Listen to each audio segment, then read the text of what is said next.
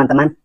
Yuk kita dengarkan videonya agar kita tahu, agar kita paham, biar tidak salah paham. Selamat menyaksikan. Ketika para habaib ini dibatalkan, yang membatalkan orang yang kenal saya kenal sama dia, udah baik sama dia, udah saya cari aman saja. Ingat, kalau diam, ingat hadis ini, alaihi laknatullah, dilaknat Allah, dilaknat malaikat. Yang diamnya coba orang alim yang diam. Tujuannya apa tadi? Hanya cari aman saja, jangan diam, ngomong. Orang alim dohirkan ilmunya, bahwa mereka yang membatalkan nasab alawi itu sesat. Mereka yang membatalkan nasab alawi itu secara kacamata syarak dan ilmu nasab saja, mereka itu salah. Masa ahli nasab saja sedunia nggak ada yang membatalkan? Masa ulama-ulama terdahulu, hatta ulama-ulama Nusantara yang keilmuannya hebat, mujtahid mereka dari dulu nggak ada yang membatalkan, tiba-tiba sekarang ada yang membatalkan? Hah? Apakah keilmuan Anda lebih hebat daripada keilmuannya Syekh Nawawi, keilmuannya para ulama-ulama terdahulu? Apakah Anda punya ilmu kasyaf dan karomah seperti beliau-beliau? Apakah Anda punya ilmu nasab seperti para ahli nasab yang kalibernya internasional? Nggak ada yang membatalkan. Ya.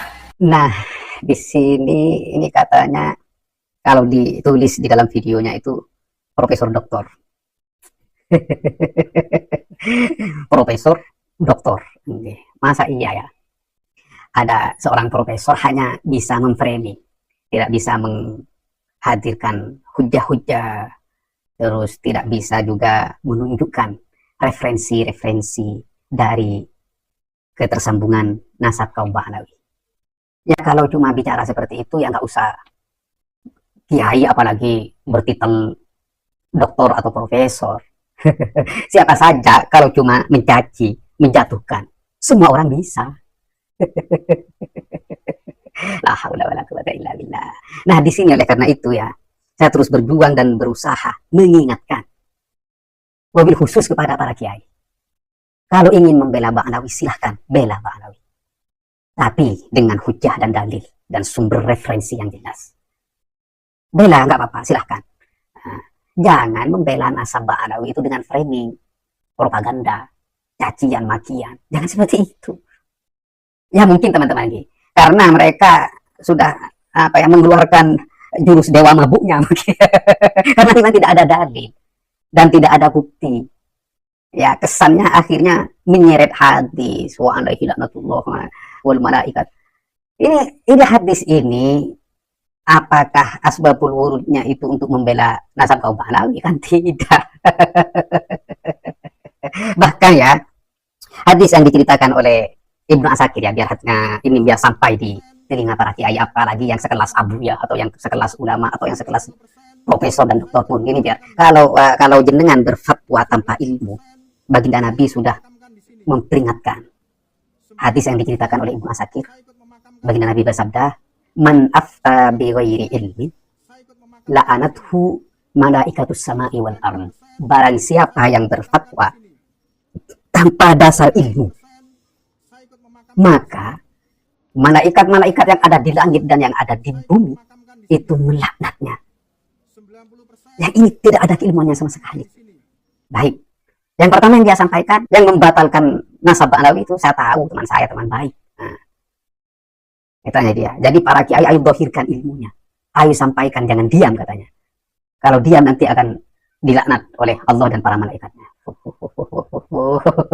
Ini berbohong. Baik, dia juga mengeklaim para pembatal nasab Ba'alawi ini sesat. Dasarnya apa? Ayo, dasarnya apa? Kan tidak menyampaikan kan? Iya. Ya hanya dasarnya ya nafsunya dia. Karena tidak punya dalil. Iya. Padahal kami di dalam melakukan verifikasi dan penelitian atas nasab Ba'alawi itu ada pegangannya atau pedomannya atau rujukannya, yaitu Imam Ibnu Hajar Al-Haytami dalam kitabnya. Beliau berkata, yambaghi likulli ahadin ayyakuna lahu ghiratun fi hadzal nasab syarif wa dabtuhu hatta la yantasiba ilaihi sallallahu alaihi wasallam illa bihaq. Yang artinya seharusnya, maka harus bagi setiap orang, siapapun, iya, memiliki kecemburuan dengan nasab baginda Nabi besar Muhammad sallallahu alaihi wasallam dan menelitinya, memverifikasinya. Kenapa? Sehingga tidak seseorang pun menisbatkan kepada baginda Nabi besar Muhammad SAW kecuali dengan hak. Artinya kalau sudah kita teliti, kita verifikasi, kita teliti dengan sumber-sumber kaidah ilmu nasab, dengan data-data primer maupun data-data sekunder, kalau memang tersambung ya sudah. Kita isbat, kita tetapkan sebagai keturunan baginda Nabi besar Muhammad SAW. Akan tetapi kalau setelah diteliti ini ternyata tidak nyambung dan tidak ada data ketersambungan tersebut,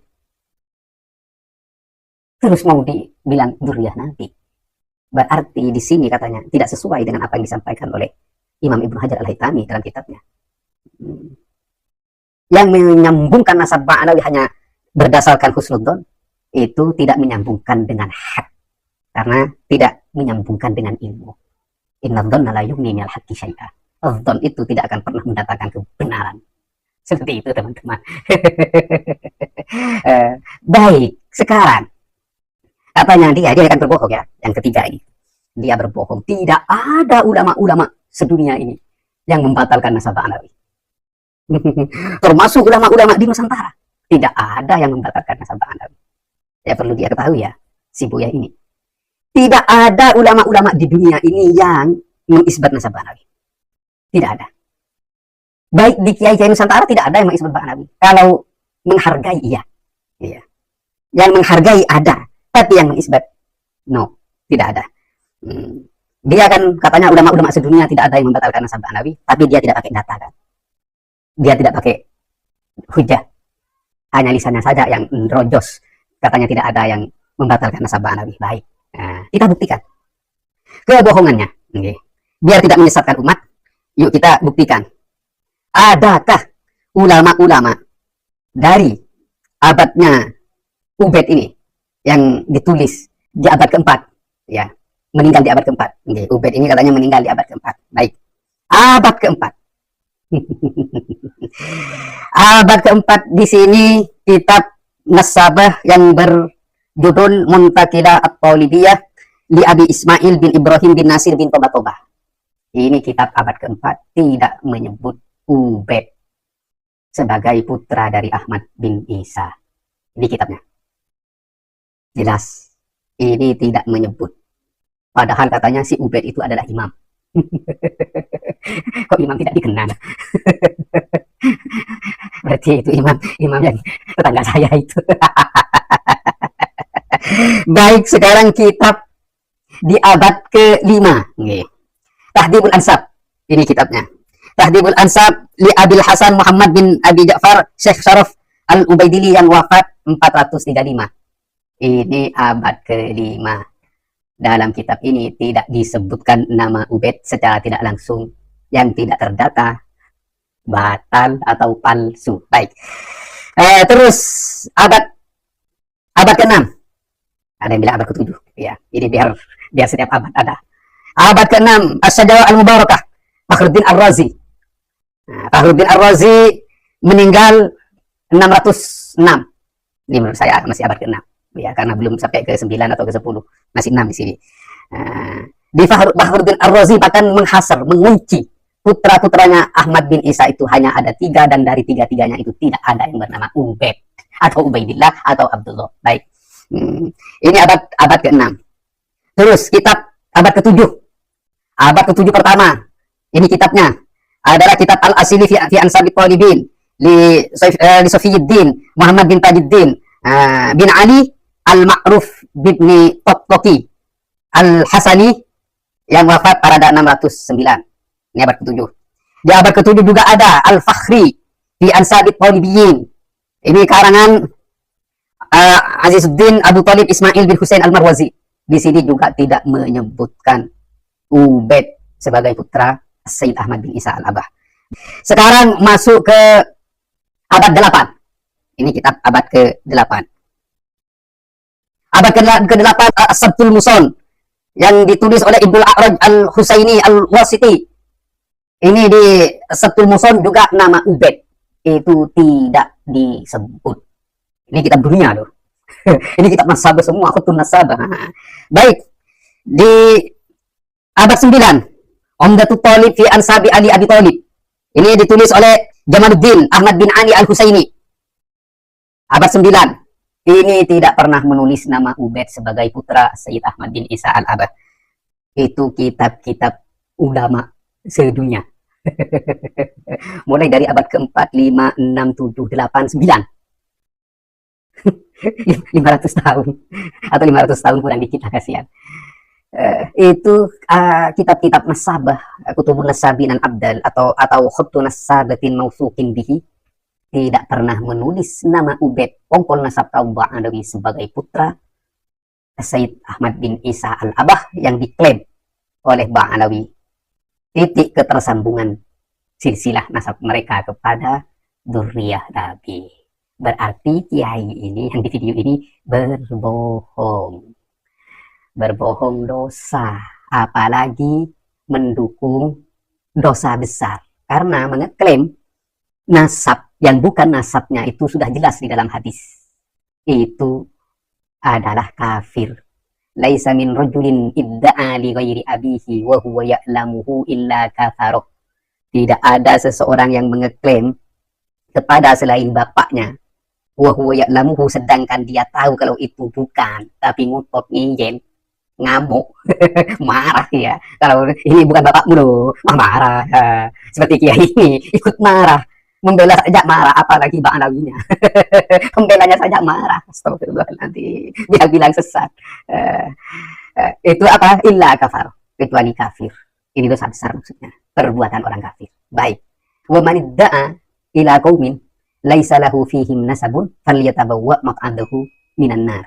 Dan barang siapa yang mengklaim terhadap kaum, misalnya kaum Ali Abi Thalib, dzurriyyah Nabi, padahal dia tidak tahu, padahal dia tidak punya ikatan nasab, ketersambungan nasab kepada sebuah kaum tersebut, maka hendak bersiap-siaplah tempat tinggalnya di api neraka. Astagfirullahaladzim. Semoga kita semua diselamatkan. Amin. Nah, di sini. Jadi siapa yang sesat dan siapa yang benar, siapa yang berdasarkan ilmu dan siapa yang berdasarkan hawa nafsu.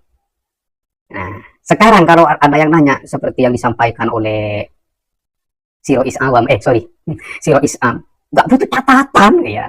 Ya, ketum juga ngapain catatan? Asar kebaikan, barokahnya sudah kita rasakan ya, seperti mereka itu. Nah, ini catatan data itu merupakan metode kedua dari mengisbat nasab.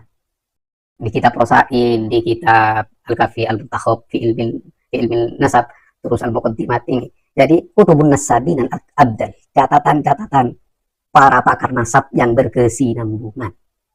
Seperti tadi dari abad ke-4 sampai abad 9, berkesinambungan terus. Yang berkesinambungan ini tidak pernah mencatat nama Ubaid pongkol nasabnya Ba'alawi sebagai putra Sayyid Ahmad bin Isa Al-Abah. Baik. Terus ibarat kedua dari catatan dan data itu, khuttu nasabatin mausuqin bihi. Catatan para pakar nasab mausuqin, yang terpercaya. Catatan yang terpercaya. Baik. ini garis bawah ya, ingat mausuqin, yang terpercaya. Nah, sekarang ini nanti akan diambil lagi. Sekarang siapakah yang mengisbat nasab Ba'alawi? Yang pertama mengisbat nasab Ba'alawi itu ialah Syekh Ali bin Abi Bakar As-Sakron dalam kitabnya Al-Burqah Al-Musyiqah ini. Iya, ini kitabnya. Di halaman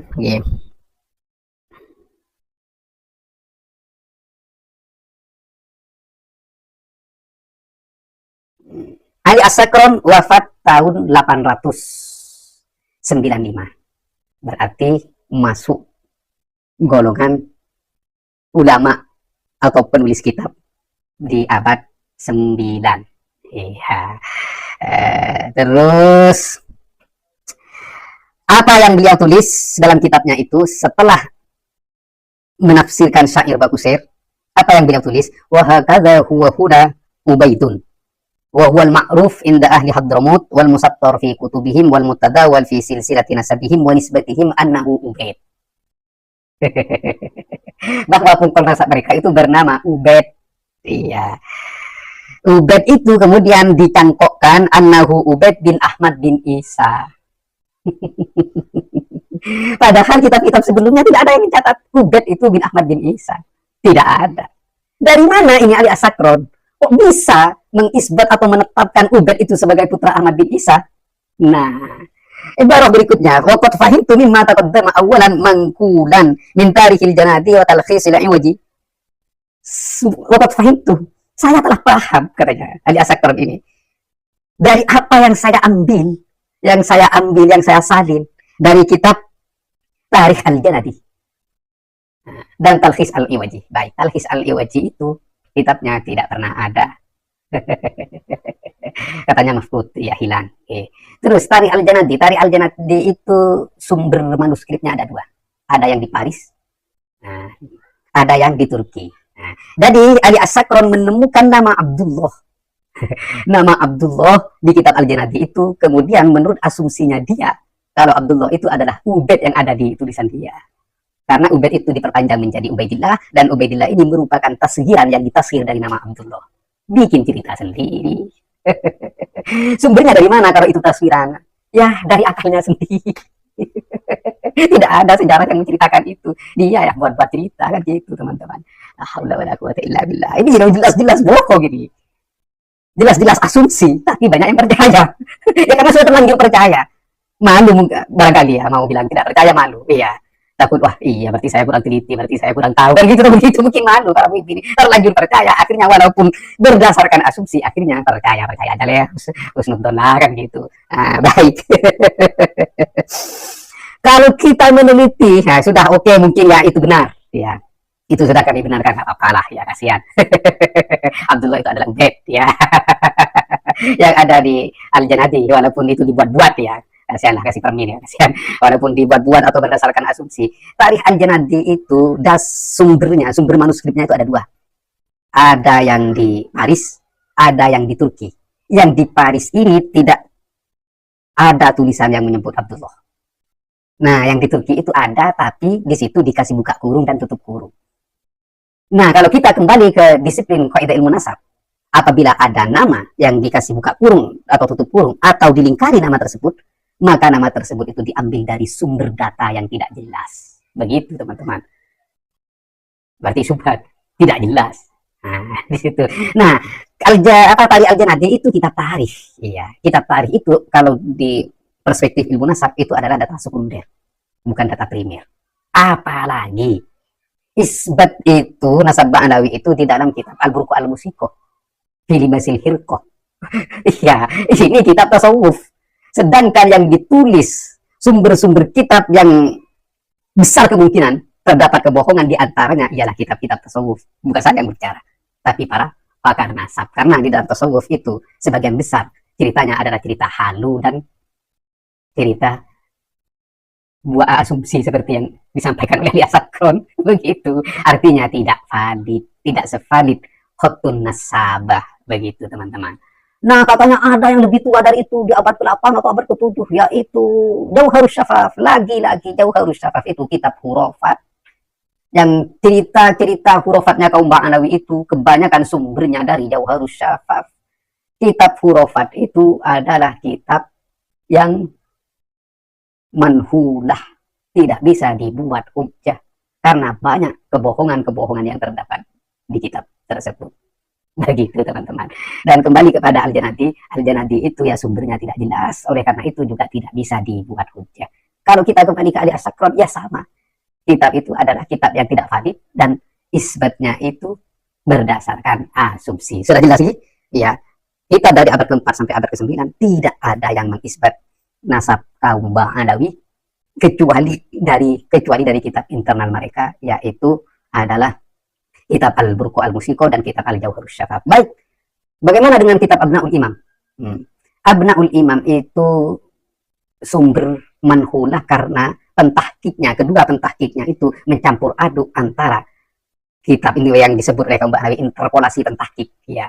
Interpolasi pentahkik katanya kaum Ba'alawi di dalam membatalkan Said Soleh sebagai putra Syekh Abdul Qadir Jailani. Di sini interpolasi pentahkik. Sedangkan yang seperti ini tidak bisa dibuat hujjah. Berarti dari abad ke-4 sampai abad ke-9 Ubaid tidak pernah terdata sebagai putra Ahmad bin Isa. Iya. Nah, berarti menurut pernyataan kaum Ba'alawi sendiri yang tidak terdata selama 600 tahun, kalau ini 500 tahun ya, yang tidak terdata selama 600 tahun yaitu keturunan Abdul Malik Azmat Khan, yang surat edarannya itu dikeluarkan oleh maktab mereka, maktab Daimi, maktab Robito Alawiyah di Jakarta, tanggal 11 Juni 2020 ini surat edarannya ini. Jadi Wali Songo itu batal penisbatannya kepada Abdul Malik Azmat Khan karena apa? Karena ini jelas ya, saya besarkan ini, karena selama 600 tahun keturunan Abdul Malik Azmat Khan tidak terdata. Nah, di bawah ini berbesar, di bawah bisa dipastikan siapapun yang menisbatkan kepada Abdul Malik Azmat Khan bisa dipastikan palsu. Jadi menurut teman-teman gimana? Ketika kaum Ba'alawi membatalkan nasab Wali Songo berdasarkan tidak adanya data selama 600 tahun dan memastikan bahwa itu adalah nasab palsu ketika disambungkan kepada Abdul Malik Azmat Khan hanya berdasarkan data, dan itu sudah sesuai dengan kaidah ilmu nasab Kutubun Nasabin Abdal. Tapi alhamdulillah Wali Songo itu setelah diverifikasi nasabnya bukan ke Abdul Malik Azmat Khan seperti yang diasumsikan pertama kali ya. Setelah diverifikasi dan diteliti ternyata Wali Songo itu tidak satupun yang silsilahnya tersambung kepada Abdul Malik Azmat Khan. Nah, sekarang setelah diteliti nasabnya Ba'alawi, ternyata si Ubed ini, pokok nasab mereka, tidak ada data selama 500 tahun. Kurang dikit. Takut ditenggoroti. Tidak terdata sebagai putranya Ahmad bin Isa. Kalau kita kembali kepada surat edaran yang dikeluarkan oleh maktab ini, Robito Alawiyah 11 Juni 2020, Jakarta, berarti secara otomatis dan bisa dipastikan bahwa nasab Ba'alawi palsu. Bukan saya yang bicara, tapi Ba'alawi. Iya. Kenapa? Karena tidak terdata selama 500 tahun. Jadi jangan pimplan dan jangan setengah gandala. Kalau orang lain tidak terdata dipalsukan, tapi giliran dirinya sendiri tidak terdata 500 tahun, nggak mau dipalsukan. Astagfirullahaladzim. Untuk orang lain, Kutubun Nasabin Abdal, catatan dan data itu untuk orang lain berlaku. Tapi untuk kaum Ba'alawi tidak berlaku. Mereka ngotot. Dan ya beginilah teman-teman. Jadi para mukibin walaupun sorbannya tebal seperti ini, pakai jubah, titelnya ditulis profesor doktor lagi, semua itu tidak berguna. Ya karena mereka, beliau-beliau para kiai itu harus membantu dan membela dan melindungi nasab yang subhat, nasab palsu yang memang tidak ada datanya. Oleh karena itu ketika menyampaikan pembelaannya tidak punya referensi, ya harus berbohong. Seperti yang kemarin, yang kasus yang Malang tentang penisbat Al-Yamani. Yang diambil referensinya itu dari hadis, perbedaan para ulama tentang menafsirkan hadis al-imanu yamanun wal hikmatu yamaniyatun, itu yang diambil. Wah, Kak Abu Ubaid, ya Allah, ini gimana para kiai ini kok sudah mabuk semua, saya bilang gitu. Yang ini juga berdalil ulama sedunia tidak ada yang membatalkan nasab Ba'alawi. Katanya, padahal dalam catatan ulama dunia para pakar nasab itu tidak ada yang mencatat Ubaid sebagai putra Ahmad bin Isa, otomatis nasabnya dibatalkan. Betul? Terus tidak ada nakib-nakib internasional itu yang yang membatalkan nasab Ba'alawi. Oke, tidak ada surat resmi yang membatalkan, tapi juga tidak ada, ingat, tapi juga tidak ada surat resmi yang mengisbat nasab Ba'alawi kecuali nakib Madinah, Said Anas. Dan Mahdi Ar-Rajai kemarin, Mahdi Ar-Rajai itu awalnya tidak mengisbat nasab Ba'alawi. Setelah mungkin lobi-lobi khusus sudah dijalani, kemudian kecuali Mahdi dan Mahdi Ar-Rajai yang awalnya itu mengingkari nasab Ba'alawi. Waduh, di framing Syiah ini, Sejarah Al-Mubarakah kita diragukan pentakiknya Syiah katanya. Astagfirullah. Nah, setelah ada lobi-lobi berhasil, ternyata Mahdi Ar-Rajai mengakui dalam suratnya nasab Ba'alawi, bukan isbat, mengakui. Langsung dipuji-puji, ayatullah Syekh Mahdi Ar-Rajai. Jadi siapapun yang membatalkan nasab Ba'alawi pasti akan di-framing, dicaci, dihina. Dan kalau orang itu berubah seperti Syekh Mahdi Ar-Rajai, mendukung nasab Ba'alawi, dipuji-puji Syekh, kiai, ulama, palsu semua. Baik, nah sekarang semoga ini bisa memberi pencerahan bahwa siapa yang sesat dan siapa yang benar.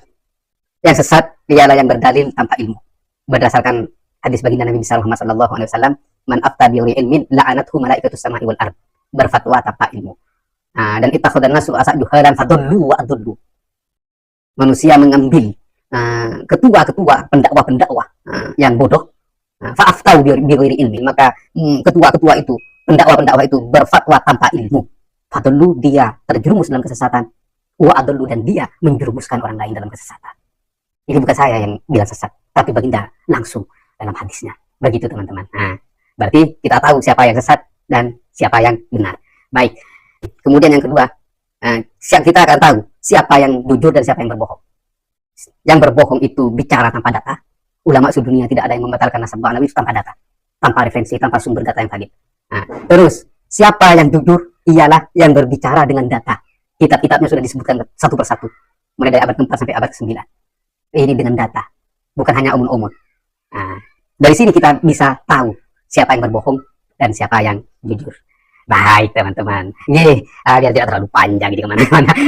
Semoga bermanfaat. Yang penting kita tahu kepalsuan nasab ba'nawi dan kepalsuan para pembelanya. Semoga bermanfaat. Akhiran, wallahul muwaffiq ila aqwamit thoriq. Wassalamualaikum warahmatullahi wabarakatuh.